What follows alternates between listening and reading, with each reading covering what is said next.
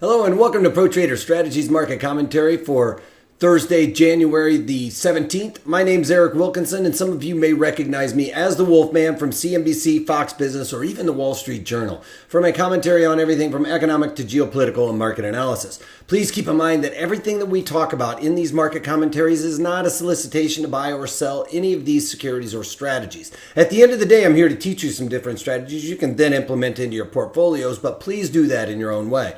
Also, remember, past performance of any trading system or methodology is not necessarily indicative of future results.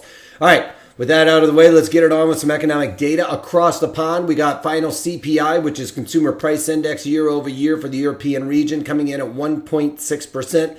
Slightly lower than the expected 1.7%, but not a big miss there. And then we got final core CPI, which strips out food and energy, some of the more volatile aspects of that number, and it came in at 1%, expected to be 1%, so in line there. Back over here in the United States, we have Philly Fed manufacturing. Now, if you remember, a lot of these economic data points on the manufacturing indexes have missed, especially on the Fed manufacturing indexes. They've missed consistently.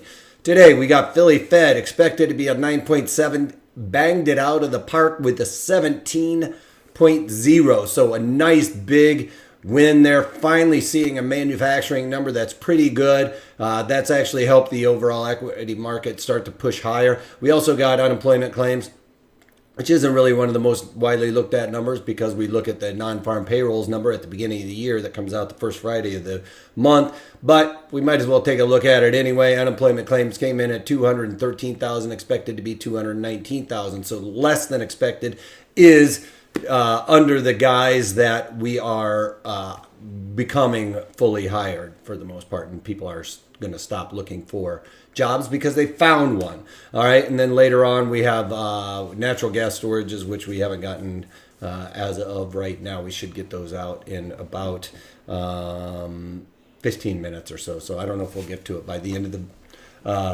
daily market commentary.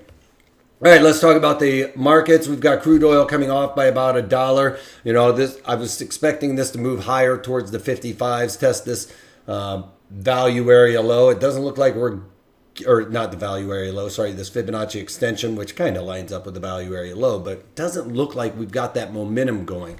So it may be a little bit higher than we are, a little bit lower, and my market or my mentality or my assumption is a little bit higher, but we're building a nice node here, so it's not too far off.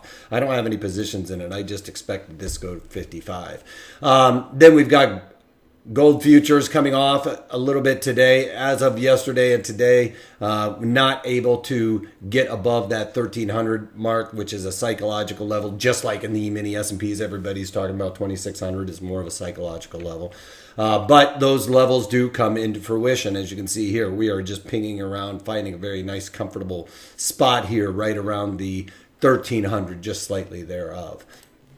All right, let's take a look at the bonds.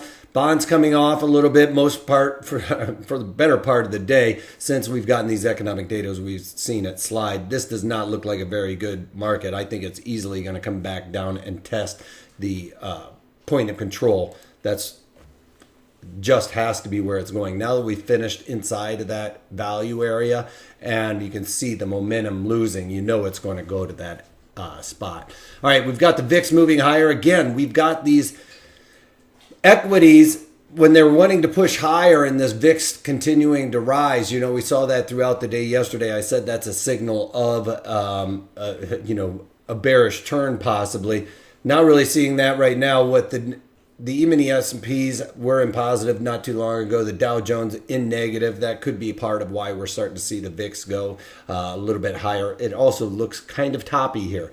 So any finish with equities in the upper part of their range, let's say the upper quarter, it's going to look pretty bullish. Any finish in the lower quarter of their range is going to look very bearish today. So very confirmation day going on right now. As you can see with the the NASDAQ positive while the Dow is negative. This is when you get these two counteropposing dojis at the top of the range, it's usually a continuation pattern. That's why I'm saying a finish at the top quarter of this range would look very bullish. finish at the lower end of the range is going to look very bearish, because at the lower end of the range it's going to be a confirmation of a top, and at the upper end of the range it's going to be looking like a continuation pattern. So we're really going to have to kind of keep an eye on this today for whether or not it is confirmation to the upside or to the downside, to be quite honest. And this is the E-mini S&Ps. We're talking about the 2600, very well supported at that 2600 area. The bulls come in and are supporting that. That's giving me a little bit more validity to the upside move here, moving back towards the point of control in the equities. I think we will probably, aside from any bad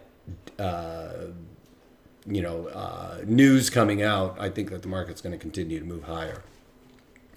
All right, so finally, let's talk about the daily chart. This is, each blue section is a day with 30-minute candles. You can see off of the economic data, this is what I'm talking about, pretty bearish overnight, as the market really probably had weak hands in there with these markets moving the way they've been, pretty much straight up. There's some weak hands just dying to cover. I think that's what we saw overnight. Coming into today with the economic data, especially at Philly Fed, unemployment claims, those are two good numbers that made this market move higher. So we are near the top end of the range right now, maybe a little bit of profit taking going on, a rest, if you will, but pretty bullish for the most part.